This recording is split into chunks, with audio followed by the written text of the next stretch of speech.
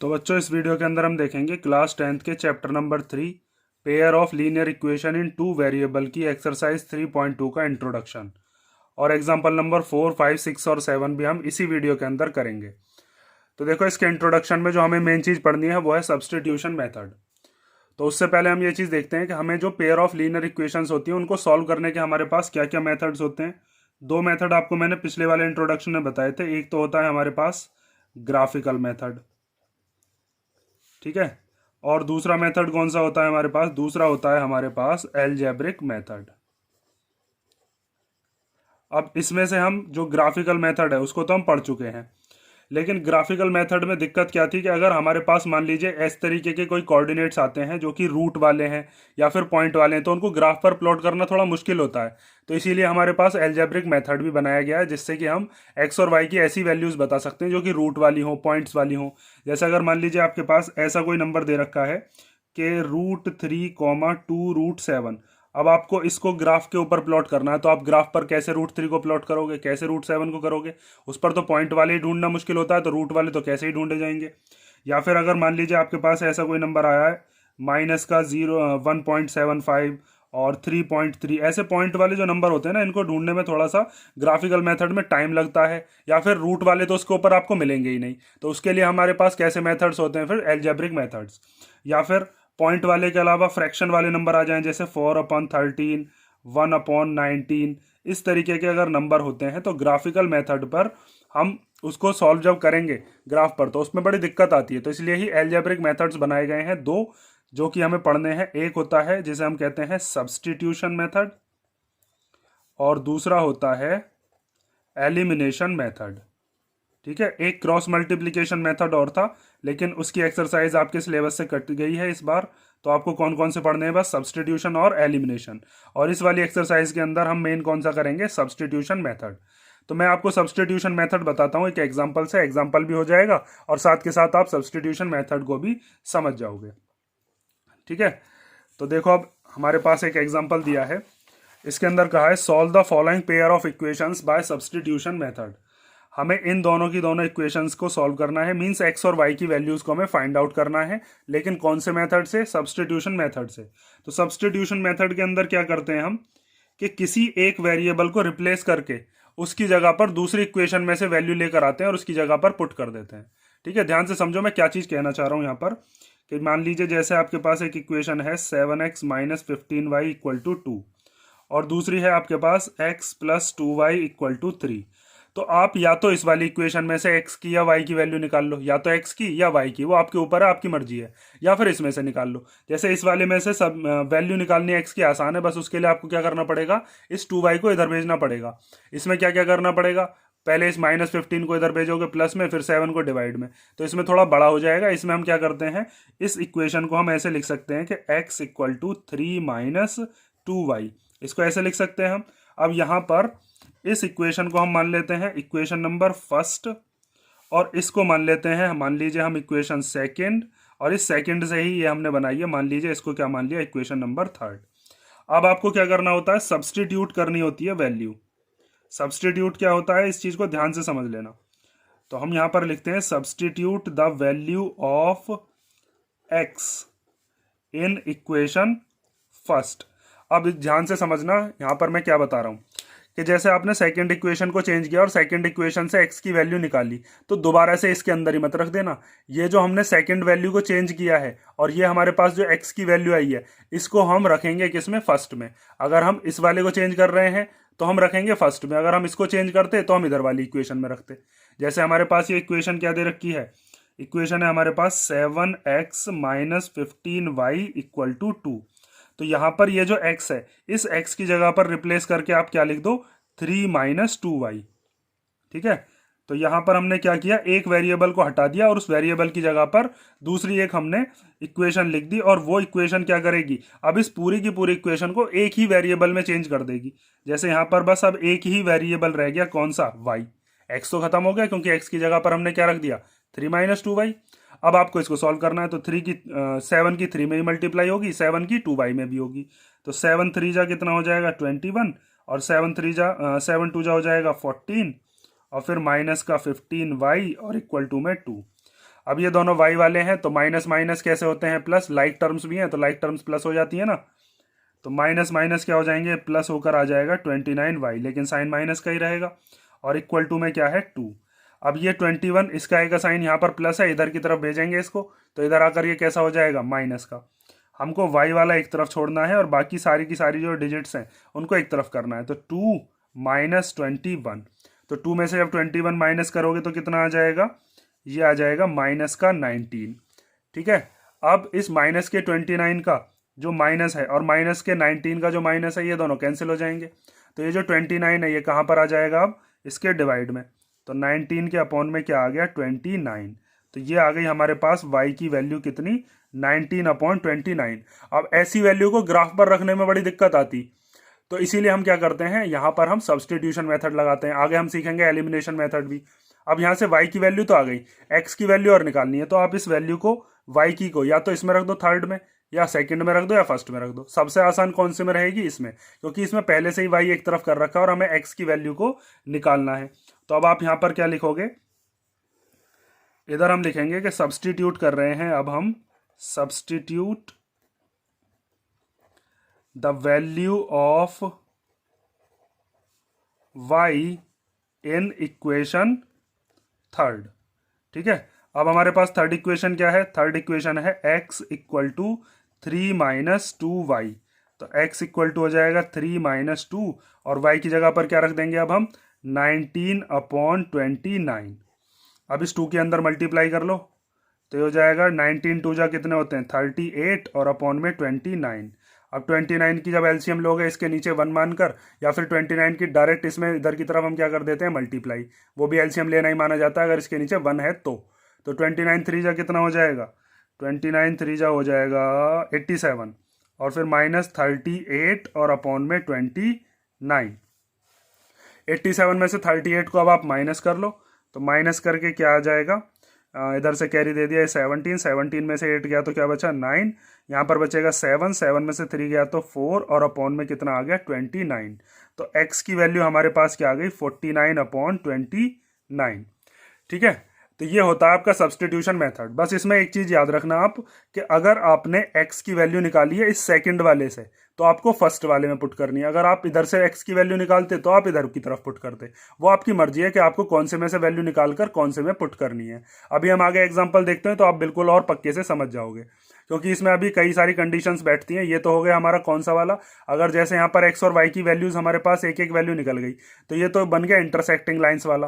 मैंने आपको 3 तरीके की लाइंस बता रखी है ना, तो एक हमारे पास कौन सा होता है जिसमें इनफाइनाइट सॉल्यूशन निकलते हैं, एक कौन सा होता है हमारे पास जिसमें हमारे पास नो सॉल्यूशन निकलता है, जिसमें पैरेलल लाइंस होती हैं। वो तीनों की तीनों कंडीशन हमें देखनी है सब्सटीट्यूशन मेथड की। तो अगला एग्जांपल देखते हैं हम, एग्जांपल नंबर 5। तो एग्जांपल नंबर 5 के अंदर हमें एक वर्ड प्रॉब्लम दी है, इसको ध्यान से समझ लेना। इसके अंदर हमें कहा है सॉल्व द फॉलोइंग क्वेश्चन, इस क्वेश्चन को सॉल्व करना है। Aftab tales his daughter, Aftab ने अपनी बेटी से कहा 7 years एगो, एगो मतलब पहले, मतलब 7 साल पहले, I was 7 times as old as you were then, मैं तुम्हारी उम्र का कितने गुना था 7 गुना, मतलब मेरी उम्र तुम्हारी उम्र की कितने गुना थी 7 गुना उम्र थी। ऑल्सो 3 years फ्रॉम नाउ, और अगर आज से 3 साल बाद की बात करें, I shall be 3 times as old as you will be, तो 3 साल बाद मैं तुम्हारी उम्र का कितने गुना हो जाऊंगा 3 गुना हो जाऊंगा। 7 साल पहले 7 गुना था और 3 साल बाद 3 गुना हो जाऊंगा। है ना ये इंटरेस्टिंग बात। तो रिप्रेजेंट करिए सिचुएशन को एल्जेब्रिकली और graphically by the method of substitution. तो मैं आपको इसको सब्सटीट्यूशन मेथड से करके दिखा रहा हूँ, ग्राफ से हम इसको नहीं कर रहे। हमें क्या करना है, सब्सटीट्यूशन मेथड सीखना है। ग्राफ वाला मेथड तो हम पिछले एक्सरसाइज में कर चुके हैं। तो देखो इसके अंदर आपको क्या करना है, सबसे पहले तो जो भी चीज़ हमसे पूछी जाती है उसको हम क्या करते हैं, मान लेते हैं, कुछ एज्यूम कर लेते हैं। तो मैं यहाँ पर आफ्ताब की कुछ एज मान लेता हूँ और उसकी जो डॉटर है उसकी कुछ एज मान लेते हैं। तो हमने यहाँ पर मान ली कि let the age of Aftab be x years. ठीक है, आफ्ताब कितने साल का है, x ईयर्स का। और इसी तरीके से एज ऑफ हिज डॉटर, जो उसकी डॉटर है बेटी, उसकी एज हमने कितनी मान ली, वो हम मान लेते हैं y ईयर्स की। ठीक है, अब सबसे पहले उसने कहा है 7 years एगो। ध्यान से समझ लेना, ये क्वेश्चन इसी तरीके का हमारे पास एक्सरसाइज में भी है। बहुत सिंपल क्वेश्चन होता है। अगर आप इसकी 2-3 स्टेप जो मैं बताऊंगा अगर वो आपने याद रख ली तो हर एक क्वेश्चन इस टाइप का अगर आता है तो वो हो जाएगा। 7 years एगो, अब आपको जाना है 7 साल पहले। तो 7 years एगो का मतलब ये है कि 7 साल पहले आप हो, मैं हो, या फिर आफताब हो या उसकी बेटी हो, हर इंसान 7 साल छोटा ही होगा। तो 7 साल छोटा करने के लिए आपको क्या करना पड़ेगा, उनकी एज में से 7 क्या कर दोगे, माइनस। तो 7 years एगो जो आफताब की एज है वो कितनी होगी, आफताब की एज आज वाली अगर एक्स है, ये हमने प्रेजेंट एज मानी है आज वाली, चाहो तो यहाँ पर लिख देते हैं हम कौन सी एज है, ये प्रेजेंट मतलब अभी जो वर्तमान वाली एज है। ये भी कौन सी एज है यहाँ पर, प्रेजेंट एज। तो 7 साल पहले कितनी होगी उसकी आफताब की एज, x-7। उसकी डॉटर की कितनी एज होगी, डॉटर की भी हो जाएगी y-7, क्योंकि दोनों ही 7 साल पहले 7 साल छोटे ही होंगे। ठीक है, 7 years कम कर दिया। अब ध्यान से देखो, इसके बाद की जो चीज़ है वो ध्यान से समझनी है। आफताब की एज मैंने लिख दी इधर x-7, और इधर की तरफ मैंने लिख दी उसकी डॉटर की एज कितनी, y-7। अब यहाँ पर आफताब कह रहा है अपनी बेटी से कि 7 साल पहले मैं तेरा कितने गुना था, 7 टाइम्स, मतलब मेरी उम्र तेरा 7 गुना थी। तो अब हमें 7 की मल्टीप्लाई आफताब में ना करके किस में करनी है, उसकी बेटी में। और क्यों करनी है, इस चीज को ध्यान से समझो कि जैसे अगर मान लीजिए आफताब है 35 का, और उसकी जो डॉटर है उसकी डॉटर है 5 years की। तो अब यहाँ से अब अगर आपसे पूछा जाए कि आफताब और उसकी डॉटर में से 7 गुना कौन है, तो 7 गुना तो आफताब ही होगा, पिताजी बड़े होंगे, कॉमन सेंस है। तो 7 गुना ये तो पहले से ही है, हमें डॉटर को इसके इक्वल लेकर आना है, क्योंकि हम क्या बना रहे हैं, इक्वेशन बना रहे हैं। इक्वेशन मतलब इक्वल, इक्वालिटी में लानी है ये दोनों। तो हमें 7 की मल्टीप्लाई डॉटर में करनी पड़ेगी, क्योंकि आफताब तो पहले से ही 7 गुना है। डॉटर में 7 की मल्टीप्लाई कर देंगे तो डॉटर की भी एज आफताब के एज के इक्वल में आकर इक्वेशन बन जाएगी। तो इसीलिए हमने यहाँ पर किस में मल्टीप्लीकेशन करी है, उसकी बेटी में। तो ये हो जाएगा यहाँ से एक इक्वेशन x-7 इक्वल टू 7 की y में करोगे तो 7y, और 7 7 जा क्या हो जाएगा 49। अब इसमें एक्स वाई वाले एक तरफ कर लेते हैं, तो ये हो जाएगा x-7y इक्वल टू -49, और ये माइनस का 7 इधर आकर प्लस का 7। तो ये हो गया x-7y इक्वल टू माइनस का 42। ठीक है, ये बन गई हमारे पास इक्वेशन 1। ठीक है, अब दूसरी इक्वेशन देखो। दूसरी इक्वेशन में उसने बोला है 3 years फ्रॉम नाउ, मतलब 3 साल बाद। 3 years फ्रॉम नाउ, तो 3 साल बाद कोई भी इंसान हो, आप हो, मैं हूं, या आफताब हो या उसकी बेटी हो, हर किसी की एज 3-3 साल बढ़नी है। तो आफताब की एज 3 साल बाद कितनी हो जाएगी, आफताब की एज आज अगर x है तो 3 साल बाद 3 साल का बड़ा हो जाएगा वो, तो +3 कर देंगे। मल्टीप्लाई मत कर देना कभी, 3x लिख दो, 3 गुना हो जाएगा उससे। तो और ऐसे ही डॉटर की जो एज है, डॉटर की एज कितनी हो जाएगी, डॉटर पहले अब मतलब अभी फिलहाल में प्रेजेंट में y की है, तो तब 3 साल और बड़ी हो जाएगी, तो y+3। अब एक तरफ तो हम लिखते हैं किसकी एज, आफताब की एज, और एक तरफ लिखते हैं किसकी एज, उसकी डॉटर की एज। अब आफताब कह रहा था कि 3 साल बाद मैं तेरा 3 गुना हो जाऊंगा। तो अब हम मल्टीप्लाई किस में करें, आफताब में करें या उसकी बेटी में करें, अब भी हम बेटी में ही मल्टीप्लाई करेंगे। जैसे इसको भूल जाओ 1 मिनट के लिए, अब हम दूसरी एज मानते हैं कुछ और। जैसे मान लिया आफताब है 30 का, और उसकी डॉटर कितने की है, 10 की है। तो अब इसमें से ये बताओ 3 गुना कौन है, आफताब ही तो 3 गुना है। लेकिन अगर मुझे दोनों को इक्वल करना है तो मैं 3 की मल्टीप्लाई किस में करूं, मुझे 3 की मल्टीप्लाई डॉटर में करनी पड़ेगी, क्योंकि अगर मैंने आफताब में ही 3 की कर दी तो फिर तो ये 90 years का हो जाएगा, ये तो 9 गुना बैठ जाएगा। तो ये तो पहले से ही 3 गुना है, बेटी को 3 गुना बढ़ाकर हमें इन दोनों को इक्वालिटी में लाना है। इसीलिए हम किस में मल्टीप्लाई करेंगे, 3 की बेटी में। ठीक है, ये चीज आप समझ गए होगे। यहाँ पर 7 की मल्टीप्लीकेशन डॉटर में क्यों करी है, और यहाँ पर भी 3 की मल्टीप्लीकेशन डॉटर में क्यों करी है। यहाँ से अब x+3 इक्वल टू क्या हो जाएगा, 3 की y में करेंगे तो 3y, और 3 3 जा कितना हो जाएगा 9।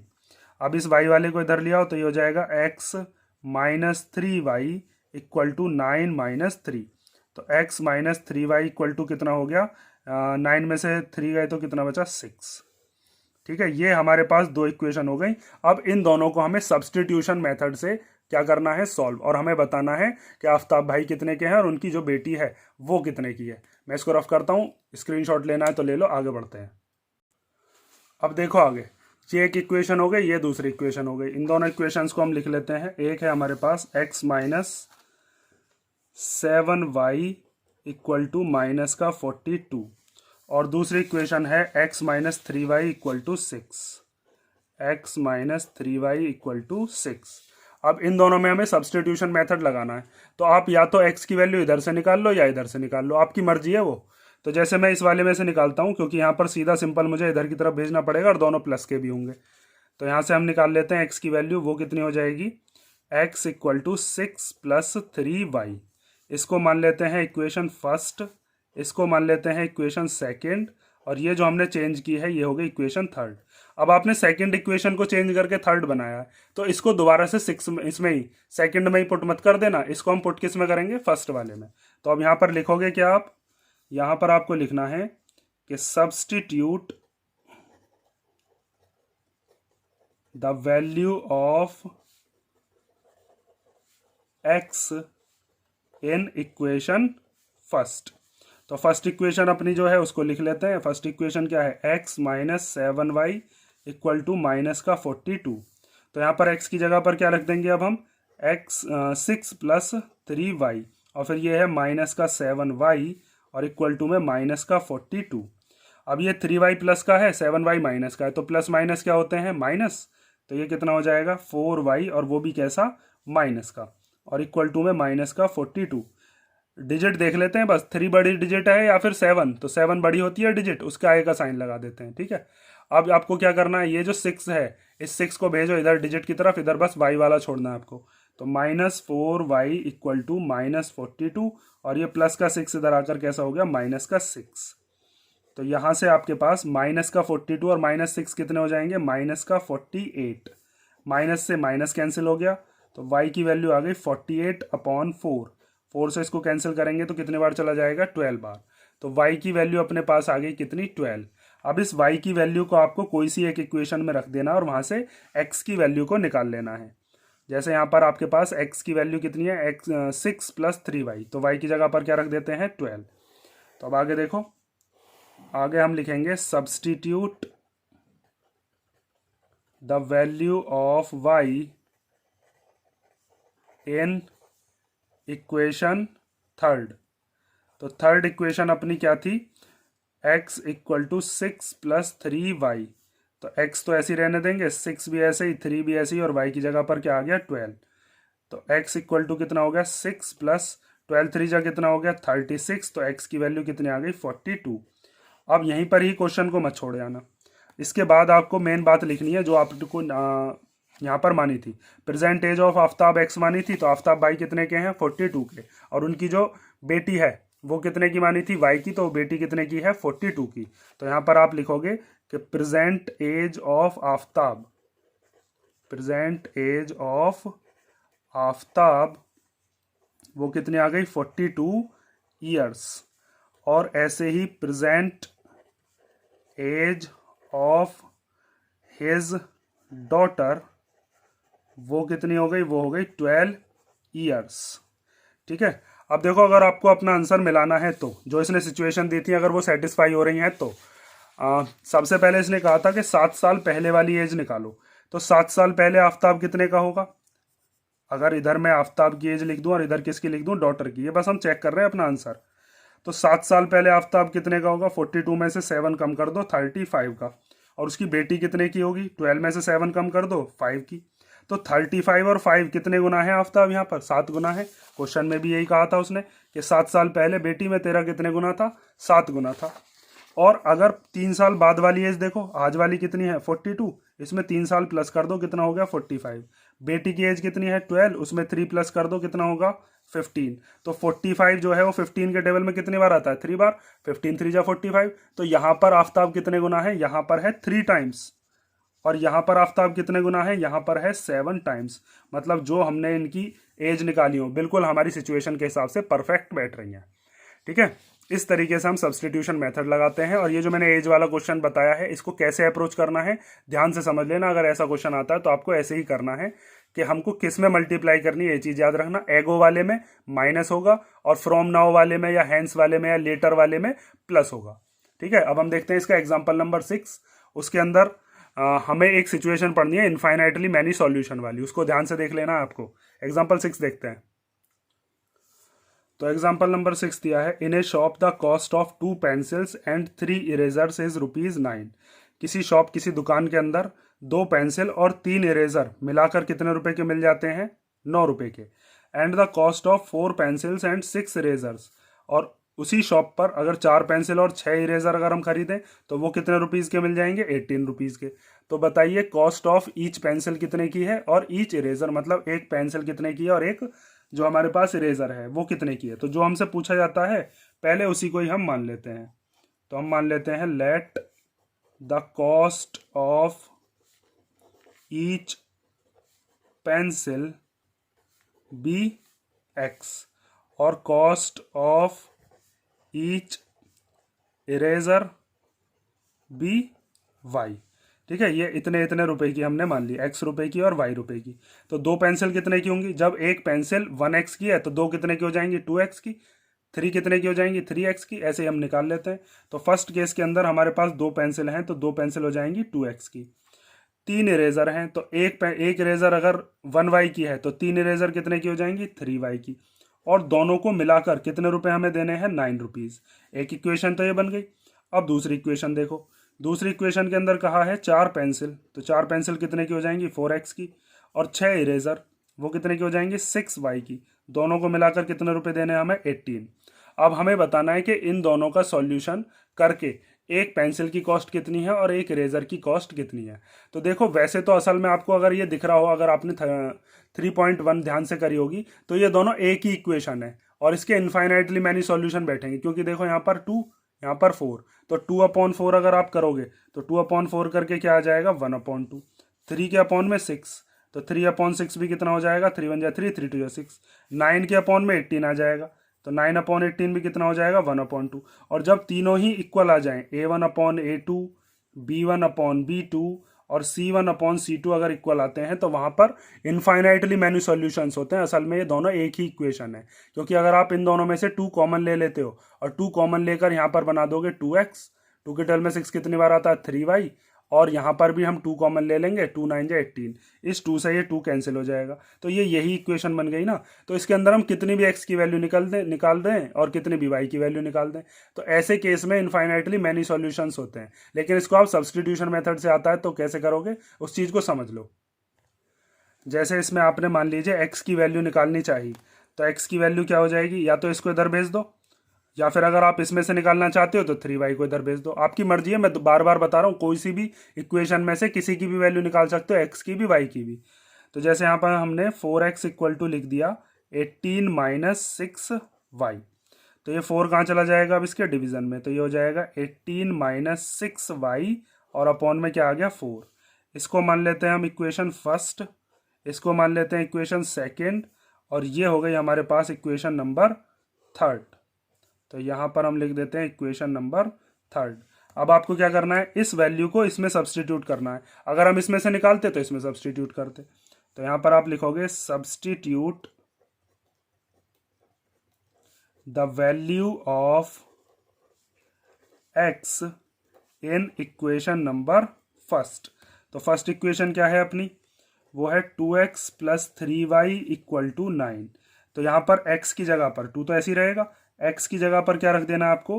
18 माइनस 6y अपॉन में 4 और फिर प्लस 3y इक्वल टू 9। अब इस 2 से ये 4 कैंसिल हो सकता है, या फिर इस 2 के अंदर मल्टीप्लाई कर लो, वो आपकी मर्जी है। ठीक है, चलो मैं मल्टीप्लाई करके दिखाऊं, चलो काट देता हूँ। 2 से काट दिया मैंने 2 बार, तो यहाँ पर कितना हो जाएगा? 18 माइनस 6y अपॉन 2 और प्लस 3y इक्वल टू 9। जब इसके नीचे 1 मानकर एलसीएम लोगे तो इस 2 की इधर मल्टीप्लीकेशन हो जाती है। अगर किसी का अपॉन 1 हुआ करे ना तो इधर मल्टीप्लाई कर दिया करो ऐसे ही।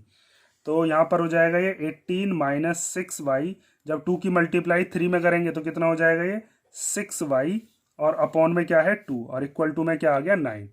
अब यहाँ पर ये जो माइनस का 6y और प्लस का 6y ये कैंसिल हो जाएंगे। पहले इस 2 को इधर भेज देता हूँ चलो मैं। तो ये हो गया 18 minus 6y plus 6y equal to 9 multiply 2। यहाँ पर भी रहने देते अगर हम तो कोई दिक्कत नहीं थी, 18/2 करते तो वहाँ से कट जाता, 9 आ जाता। इन दोनों को यहीं पर ही काट दें तो भी। तो यहाँ पर ये दोनों कट गए, यहाँ पर क्या आ गया 18 इक्वल टू 18। तो देखो इसमें क्या हो गया, इसमें तो हमारे पास हमारा वेरिएबल ही कट गया। अभी हमने जितने पीछे एग्जाम्पल करे हैं, एग्जाम्पल नंबर 4, उसमें हमने y की वैल्यू निकाल ली थी, x की वैल्यू निकाल ली थी, लेकिन यहाँ पर तो वेरिएबल ही कट गया। अब क्या करेंगे, तो यहाँ पर देखो अगर जब भी ऐसा होता है कि हमारे पास ऐसी जो भी वैल्यूज होती हैं वो वैल्यूज अगर इक्वल आ जाती हैं तो वहां पर आप लिखोगे इनफाइनाइटली मैनी सॉल्यूशंस हैं। क्यों?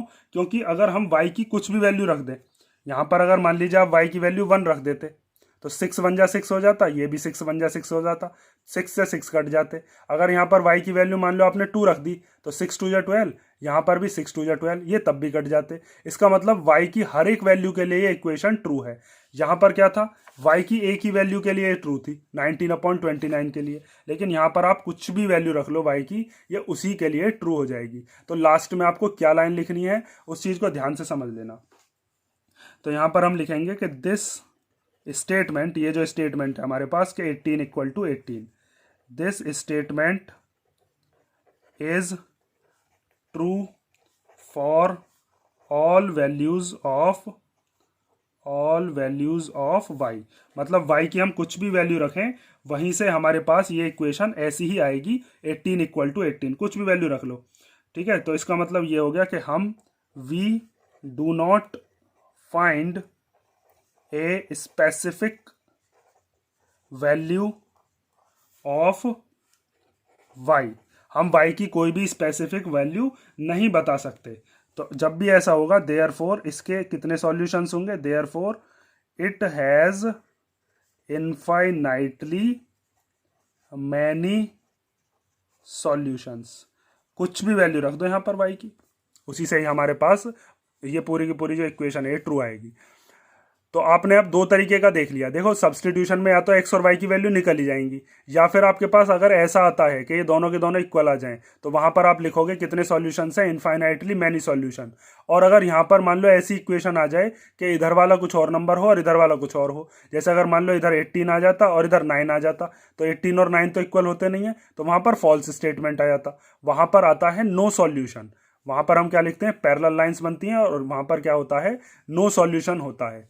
नेक्स्ट एग्जांपल देखते हैं, example number 7।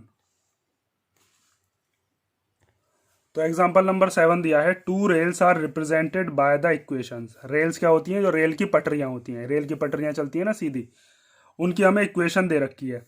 Will the rails cross each other, क्या वो रेल्स आपस में एक दूसरे को क्रॉस करेंगी, ये हमें बताना है। मतलब एक दूसरे को क्या वो रेल काटेंगी, ये हमें बताना है। तो इसको आपको कैसे सॉल्व करना है, सब्स्टिट्यूशन मेथड से ही हम सॉल्व करेंगे। तो अगर हमारे पास दोनों की x की और y की वैल्यू निकल जाती है तो हम देखते हैं कि क्या होता है। और अगर दोनों की वैल्यू इक्वल आ जाती है, जैसे अभी पिछले क्वेश्चन में 18 इक्वल टू 18 आता है, तो इसका मतलब इनफाइनाइटली मैनी सॉल्यूशन होंगे। और अगर फॉल्स स्टेटमेंट आता है तो वहां से क्या होगा, वहां से नो सॉल्यूशन हम लिख देंगे। और वैसे भी मुझे दिख रहा है, आपको थोड़ा सा ध्यान देना है बस इक्वेशन पे, आप भी पहचान कर लोगे अगर आपने 3.1 करी होगी। देखो यहाँ पर इस x के आगे 1 है, यहाँ पर x के आगे क्या है 2, तो ये कितना हो जाएगा 1/2। अगर a1/a2 निकाल रहे हैं तो यहाँ पर 2 है, इसके आगे क्या है 4, तो अगर आप b1/b2 निकालो तो वो क्या हो जाएगा 2/4, मतलब कि ये भी 1/2 आ गया। यहाँ पर c1 क्या है -4 और c2 क्या है, c1/c2 करते हैं तो -4/-12, माइनस से माइनस कट गया, 4 1 जा 4, 4 3 या 12। तो यहाँ पर a1/a2 इक्वल टू b1/b2 तो है, लेकिन c1/c2 के इक्वल नहीं है। तो ऐसी कंडीशन होती है पैरेलल लाइंस के अंदर जिसमें नो सॉल्यूशन आता है, तो इसका नो सॉल्यूशन आएगा। ठीक है, अब देखो इसको सॉल्व कैसे करना है। तो सबसे पहले हमारे पास जो दो इक्वेशन दे रखी हैं वो है x + 2y -4 = 0 और दूसरी है 2x + 4y -12 = 0। तो आप चाहो तो x की वैल्यू इसमें से निकाल लो, चाहो तो इसमें से निकाल लो। अब की बार इसमें से निकालनी आसान है, तो x की वैल्यू इसमें से निकालेंगे तो माइनस का 4 इधर आकर प्लस का, ये प्लस का 2y इधर आकर कैसा हो जाएगा माइनस का। इसे मान लेते हैं इक्वेशन फर्स्ट, इसको मान लेते हैं इक्वेशन सेकेंड और इसको मान लेते हैं इक्वेशन नंबर थर्ड। अब आपको क्या करना है, ये जो आपने इक्वेशन निकाली है फर्स्ट में से निकाली है, तो इसे दोबारा फर्स्ट में पुट मत कर देना, इसको करेंगे अब सेकंड में। तो यहाँ पर आप लिखोगे substitute the value of x in equation second. तो सेकेंड इक्वेशन लिख लेते हैं, क्या है हमारे पास 2x plus 4y minus 12 equal to 0। 2 को एज इट इज लिख लेंगे, x की जगह पर क्या आ जाएगा 4 माइनस 2y, तो 4 minus 2y plus 4y minus 12 equal to 0। यहाँ पर इस माइनस 12 को इधर ले जाना चाहो तो भी कोई दिक्कत नहीं है, ले जाना चाह सकते हो तो ले जाओ। और 4 टू जा कितना हो जाएगा, अब 8 देख लो, 2 टू जा कितना हो जाएगा 4y, और यहाँ पर क्या हो गया ये माइनस प्लस का 4y और माइनस का 12 और इक्वल टू में 0। ये माइनस का 4y ये प्लस का 4y दोनों के दोनों आपस में क्या हो गए कैंसिल। यहाँ पर क्या बचा बस 8 और माइनस 12 इक्वल टू 0। 8 में से 12 गया तो कितना बचेगा माइनस का 4। तो 8 सॉरी माइनस 4 और 0 ये दोनों तो इक्वल हो नहीं सकते भाई, ये दोनों कैसे इक्वल हो जाएंगे, माइनस 4 अलग नंबर है, 0 अलग नंबर है, तो it is a false statement. ये कैसा स्टेटमेंट आ गया हमारे पास, फॉल्स मतलब कि झूठा स्टेटमेंट है, 0 और माइनस 4 इक्वल हो ही नहीं सकते। और जब भी ऐसी कंडीशन बनती है तो वहां पर कैसा होता है, वहां पर कोई भी कॉमन सॉल्यूशन नहीं है। अभी मैंने आपको पिछले वाले क्वेश्चन में जो बताया था कि अगर दोनों तरफ इक्वल आ जाए तो उनके इनफाइनाइटली कॉमन सॉल्यूशंस हैं। जैसे यहाँ 18 इक्वल टू 18 आ गया तो वहां पर इनफाइनाइटली मैनी सॉल्यूशंस होते हैं। y की कितनी भी वैल्यू रख लो, जो वैल्यू यहाँ पर रखोगे वो वैल्यू यहाँ पर रखोगे, दोनों के दोनों कैंसिल होते रहेंगे।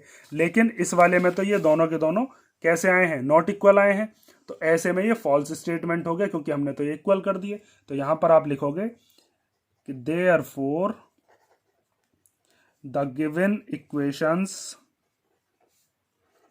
Equations do not have a common solution.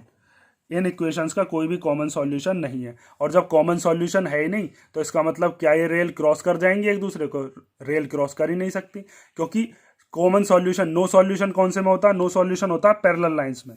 Parallel lines कैसी होती हैं, जो आपस में कभी मिलेंगी ही नहीं, और जब ये मिलेंगी ही नहीं तो क्रॉस कैसे कर जाएंगी, तो लास्ट में लिख दोगे the rails will never cross each other, the rails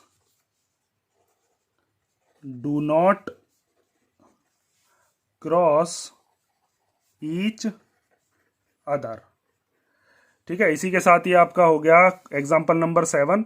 और देखो एग्जाम्पल नंबर 7 से ही आपने ये चीज़ भी समझ ली होगी कि सब्सटीट्यूशन मेथड क्या होता है। अब सब्सटीट्यूशन मेथड के ऊपर ही हमारी पूरी की पूरी एक्सरसाइज है, एक्सरसाइज 3.2। उसके अंदर हमारे 3 क्वेश्चन हैं, तीसरे क्वेश्चन में कुछ पार्ट है, फर्स्ट क्वेश्चन में कुछ पार्ट है, वो हम देखेंगे नेक्स्ट वीडियो में। अगर इस एग्जाम्पल में या जो मैंने इंट्रोडक्शन बताया उसमें कोई डाउट हो तो कमेंट करके पूछ लेना।